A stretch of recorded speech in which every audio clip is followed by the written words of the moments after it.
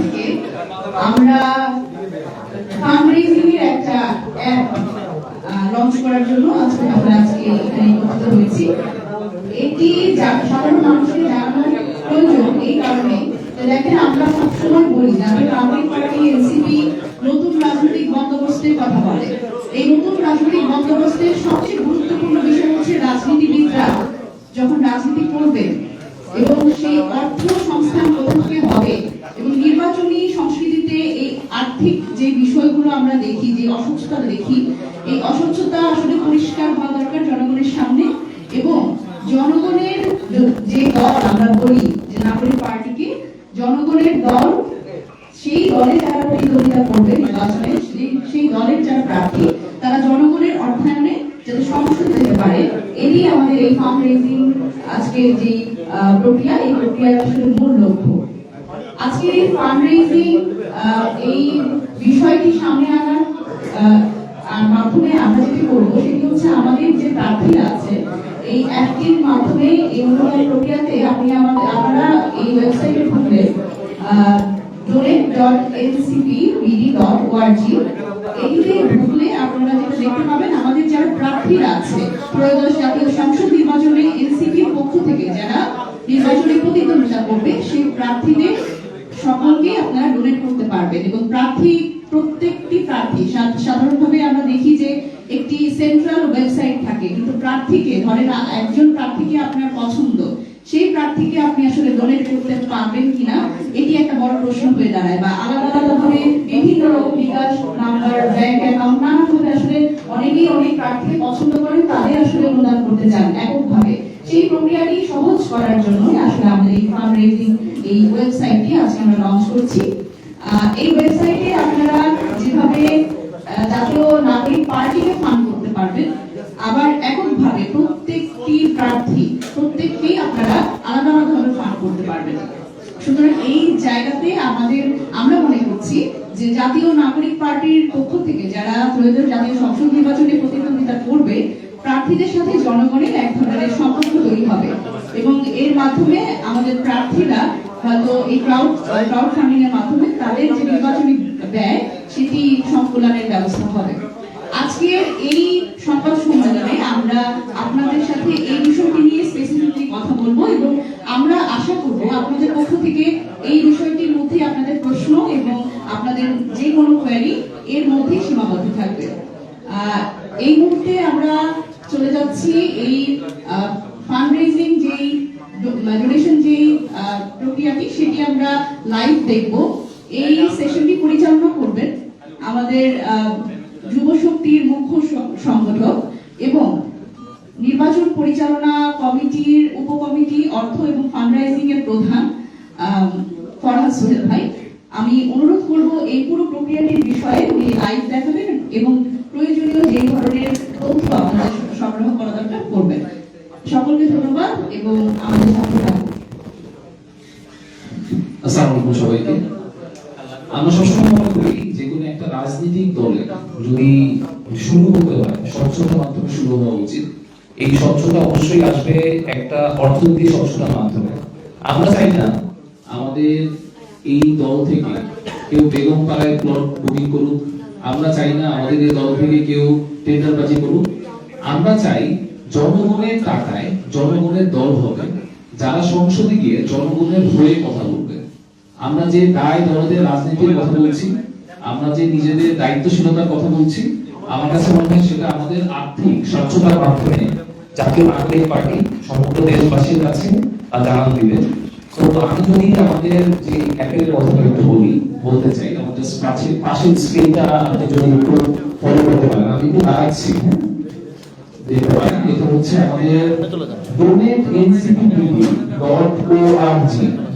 এটা দিয়ে আমরা আসলে যে আমাদের অ্যাপে ডাটা শুরু করতেছি এই ভাষা থেকে। হ্যাঁ জি, ঠিক আছে ভাই।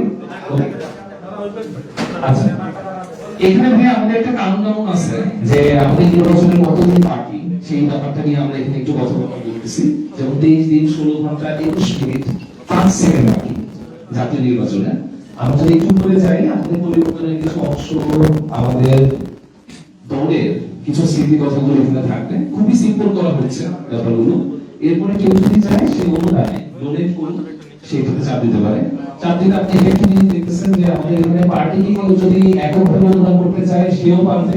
সে যদি চায় আমাদের এখানে প্রত্যেকটা আসন ভিত্তিক ভাবে, আমরা যদি জানি যে আমাদের প্রত্যেকটা আসন ভিত্তিক ভাবে আমাদের যে প্রার্থীরা আছে তাদের আলাদা আলাদা করে আইডি থাকছে, সেই আইডিতে আপনারা চাইলেই ডোনেট করতে পারবেন। আর আমরা অবশ্যই এটা ইনশিওর করবো নির্বাচনের পরে আমাদের যে ফান্ড রাইজিংটা হলো তার একটা অডিট থাকবে। অডিটটা আমরা আপনাদের সামনে প্রকাশ করবো যে আমাদের নির্বাচনে প্রত্যেকটা প্রার্থী জাতীয়ভাবে কত কি খরচ করা হয়েছে। আমরা বারবারই বলতেছি আমরা অর্থনৈতিক স্বচ্ছতার যে ব্যাপারটা সেটা ইনশিওর করবো। আমরা এটা বুঝি এটাই হচ্ছে নতুন রাজনৈতিক বন্দোবস্তের প্রথম স্টেপ। তো এখানে আমরা যদি আমাদের আহ্বায়ক নাহিদ ইসলাম তাকে অনুদান দিতে চাই, তো এখানে জাস্ট আমাদের ইন্টারেস্ট অন হয়ে যাচ্ছে 100, 500, 1000 যে যাই পারতেছে সে অনুদান দিতে পারবে। তার সাথে সাথে আপনার যদি এখন একটা মোবাইল নাম্বার থাকবে, জেলার ক্ষেত্রে জেলা থাকতে পারতেছে। আপনি যদি চান যে না আপনার নাম আপনি গোপন করে আপনি অনুদান করতে চান, সেটাও অপশন আছে। নাম নামে রেখে আপনি জাস্ট অনুদান ক্লিক করবেন। করার পরই আমাদের জাস্ট হচ্ছে সাইটটা ওপেন হয়ে যাবে আপনার কাছে। আপনি কোন গেটওয়ের মাধ্যমে বিকাশ সহজ হতে পারে, যে কোনো ব্যাংকিং সিস্টেমের মাধ্যমে আপনি অনুদান করতে পারেন। তো আমরা বারবারই জাতীয় নাগরিক পার্টি আসলে বিশ্বাস করি যে আমরা জনতার পাতার থেকে উঠে আসা কর, আমরা ক্ষমতার মস্তক থেকে জনতার রাজপথকে বেশি প্রাধান্য দিয়েছি।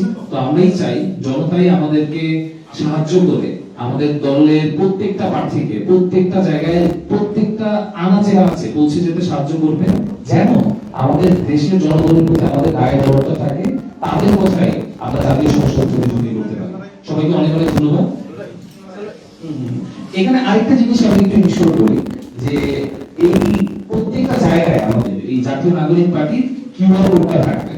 এই কিউআর কোডটা থাকলে কেউ যদি এটাকে সরাসরি স্ক্যান করে, আমি এটা একটু দেখেন, কিউআর কোড থাকলে কেউ যদি এটাকে সরাসরি স্ক্যান করে, স্ক্যান করার মাধ্যমে আপনি সরাসরি ডোনেট যে অপশনটা আছে আপনি ডোনেট অপশনটাতে চলে যেতে পারবেন। সরাসরি আপনি ডোনেট অপশনে চলে যাবেন, আর ডোনেট অপশনে চলে যাওয়ার সাথে সাথে কিন্তু আপনি এনসিপি তে ডোনেট করতে পারবেন। এটা প্রার্থী ওয়াইজ হতে পারে, আমাদের প্রত্যেকটা প্রার্থীর পোস্টার মধ্যে একটা কিউআর কোড থাকবে। যদি কেউ নাহিদ ইসলামকে সরাসরি ডোনেট করতে চায়, কিউআর কোড স্ক্যান করে সরাসরি ডোনেট করতে চাইবে। তো আমরা এই ব্যাপারগুলো আসলে ইনশিওর করতেছি যে প্রত্যেকটা প্রার্থী এই ডোনেশনের মাধ্যমে কত টাকা পেলো আর রাজনৈতিক ব্যয় সে কিভাবে এটাকে খরচ করছে, প্রত্যেকটা প্রার্থীর দায়বদ্ধতা থাকবে জনগণের কাছে। কারণ আমরা চাই যে আসলে একটা অর্থনৈতিক স্বচ্ছতার মাধ্যমে নতুন রাজনৈতিক বন্দোবস্ত তৈরি হবে। আমরা কখনোই চাই না 1000 কোটি টাকা ঋণ খেলাপি হয়ে জোর জবরদস্তি করে ইসি নামে যে নাটক করছে সেই নাটকের মধ্যে গতকালকে আপনারা তো জানেন এখানে 1000 কোটি টাকার একটা বলা যায় একটা জলসা বসে গিয়েছিল নির্বাচন পরিষদে। এর মাধ্যমে টোটালি প্রচুর ঋণ খেলাপিদেরকে কাউকে অনুমোদন দেওয়া হয়েছে, সব ওদেরকে বৈধতা করা হচ্ছে। আমরা চাই না আমাদের কোনো প্রার্থী এরকম দায়বদ্ধতা নিয়ে আগামী সংসদে এমপি সিলেকশন হোক। সবাইকে অনেক অনেক ধন্যবাদ।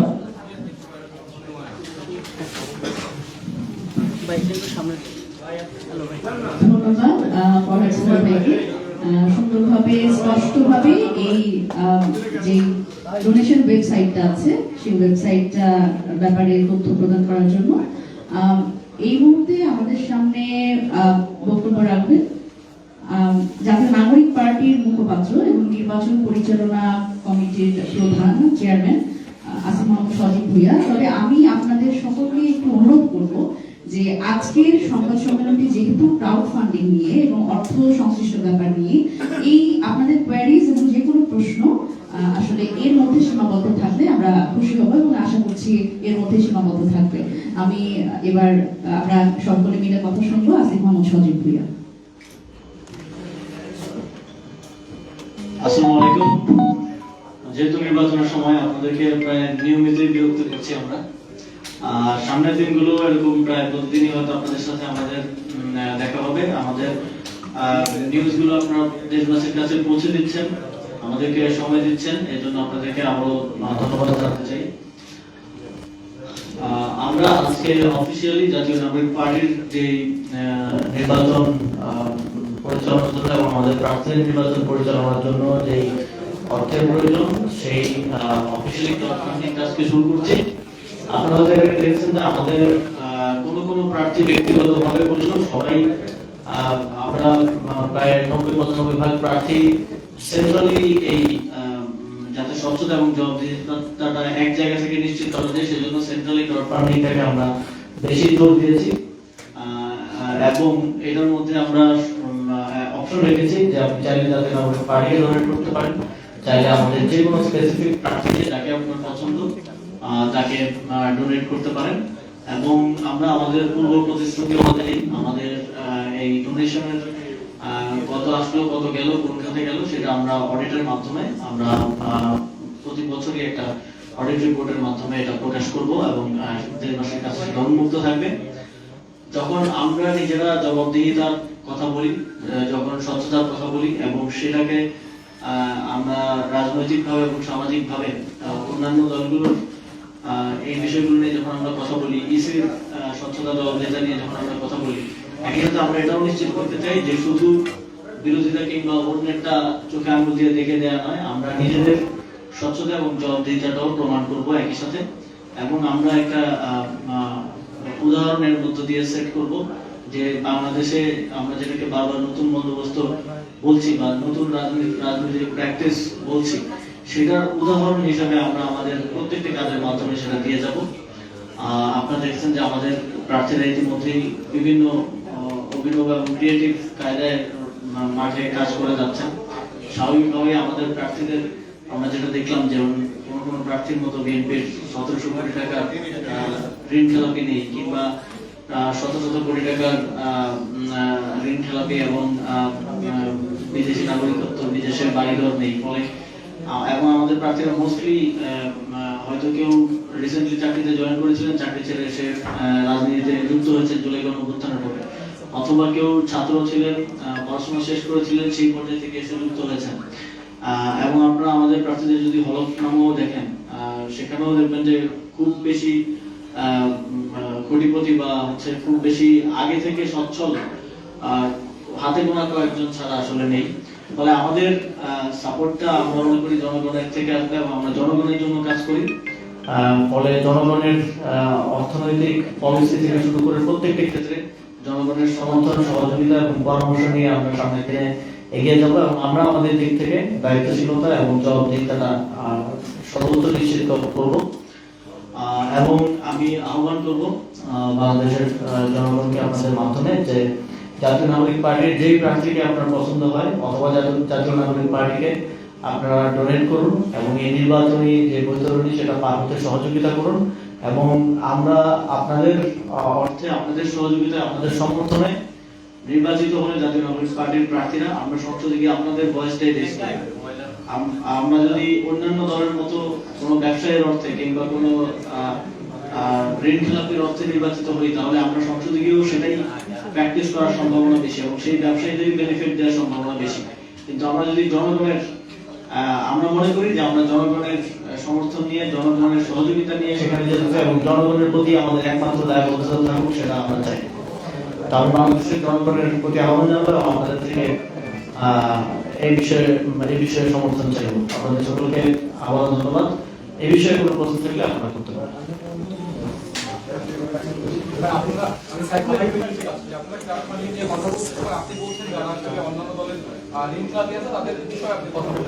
একই সময় আমরা সকালে ছাত্র দলের যে আন্দোলন সেখানে ছাত্র দলের সাধারণ সম্পাদক, কেন্দ্রীয় সাধারণ সম্পাদক, তিনি অভিযোগ করেছেন যে আপনার বিরুদ্ধে আপনি প্রতিষ্ঠা থাকাকালীন হয়েছে যা সামনে কেউ দিয়ে দেন না দুদক করে সেটা আসলে জনগণের নিয়ে আগামীতে করবে। এই বিষয়ে আসলে আপনি কোনো মন্তব্য করতে চান? অবশ্যই আমার বিরুদ্ধে কোনো প্রমাণ থাকলে অবশ্যই আমি বিচার মাথা পেতে নেব। তবে আপনারা এর আগে দেখেছেন যে এখন পর্যন্ত অনেক প্রতারণা আছে, কিন্তু কোনো সলিড কোনো কিছু তারা এখন পর্যন্ত কেউই দিতে পারেনি, দিতে ব্যর্থ হয়েছে। বাংলাদেশে আমরা দেখেছি যখন আওয়ামী লীগের মতো শক্তিশালী সরকার ক্ষমতায় ছিল, তখনও তাদের বোঝাই গিয়েছে সবকিছু বের করা গেছে। তো আমার যদি থাকে আপনারা বের করেন, আমি এটা চ্যালেঞ্জ করছি, আপনারা সরাসরি কথা বলেন।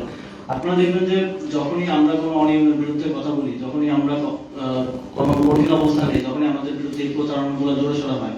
সামনের দিনে আপনি আরো যদি একটা চোথা নিউজ যেটাকে আমরা বলি আর কি, বিভিন্ন জায়গা থেকে সাপ্লাই দেওয়া নিউজ, এর আগে আমরা প্রমাণও পেয়েছি যে সাপ্লাই দেওয়া নিউজ আমাদের আহ্বায়কের বিরুদ্ধে করা হয়েছে, আমার বিরুদ্ধে করা হয়েছে।